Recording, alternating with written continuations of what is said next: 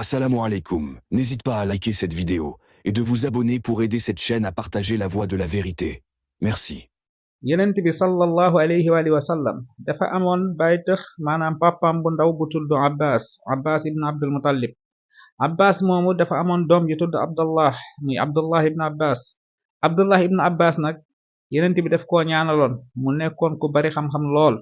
loolu sabab ba Seydina Omar ibn al-Khattab nekkee xalifa amirul mu'minin dafa jëloon Abdullah ibn Abbas moomu teg ko ci wetam. loolu mooy li olof di wax ni gone wala xale bu loxom sete mën a bokk ak ay mag ndab. Abdullah ibn Abbas moomu dafa am bés baayam Abbas daal di koy wóolu ne ko gis naa ni amirul mu'minin daf laa wóolu lool ba tax mu jël la teg la ci wetam boole la ak magi saxaaba yi. bu mbir amee sax bokk nga ci ñi nga xam ne day diisoo ak ñoom balaa moo jël benn décision. léegi nag dama laa bëgg a dénk ñetti mbir yoo xam ne fexeel ba nag ma wattul ñetti mbir yi sàmmonte ak moom. bu ci jiitu mooy laa yujarribanna alayka kaziban wala tufsi alayhi sirran wala taxtaabanna indahu ahadan. yow sama doom ngal la na nga ragal yàlla ba amirul mu'minin ak lu muy nekk kilifa lu muy nekk njiitu jullit ñi na nga fexe ba bul mësa wax safaanub dëgg ci kanamam. lépp looy wax dëgg lépp looy wax na doon dëgg. moom bum la jaral fen yow tamit bul mësa fen ngir moom maanaam bul mësa wax safaanub dëgg ngir moom te it nag bu ko mësa wax lu dul dëgg. waaye tam bul mësa xawi benn secret boo xam ne dénk na la ko. waaye tam bu la kenn dénk secret tax nga toog ak amirul mu'minin ngay xawi secret kooku. ngal la bépp secret buñ la gardeloo nanga ko garde.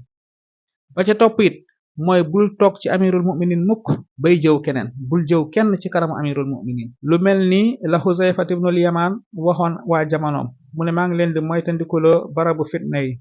ñu ne ko fan mooy barabu fitna yi. mu ne abwaabul umara. mu ne buntu njiit yi président yeeg buur yi seen buntu kër yeeg seen buntu pale yi mooy barabu fitna yi. ñu ne ko lan moo tax nga ne foofooy barabu fitna yi.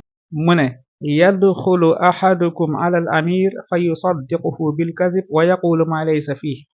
mu ne kenn ci yéen dina dugg ci ab njiit maanaam dina dem ci kërub njiit wala ci paleem njiit ba wax safaanub dëgg wax naka sudut noonu mu fetta su dëggal ko ba noppi mu wax lu nekkul ci moom.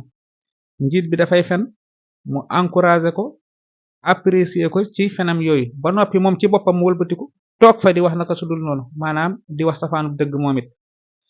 Abdullahi ibnu Omar am na bés benn waaye laaj ko ne ko ñun de dañuy faral di toog ak suñu njiiti yenn saay suñu njiiti wax loo xam ne ñun def ñuy leer ni du dëgg waaye nag wegeel ak ragal gi ñu leen ragal wala weg biñu leen weg tax ñu dëggalal leen lañ wax ànd ak ñoom.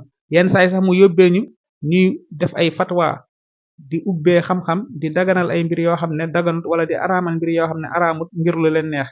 Abdullah ibnu Omar ne loolu de ñun ci jamono yonent bi ci jikkoy naafeq lañ ko doon compter. loolu képp ku ko def rek naafeq lañ ko doon jàppee xamuñu nag yéen seen jamono. allahu akbar.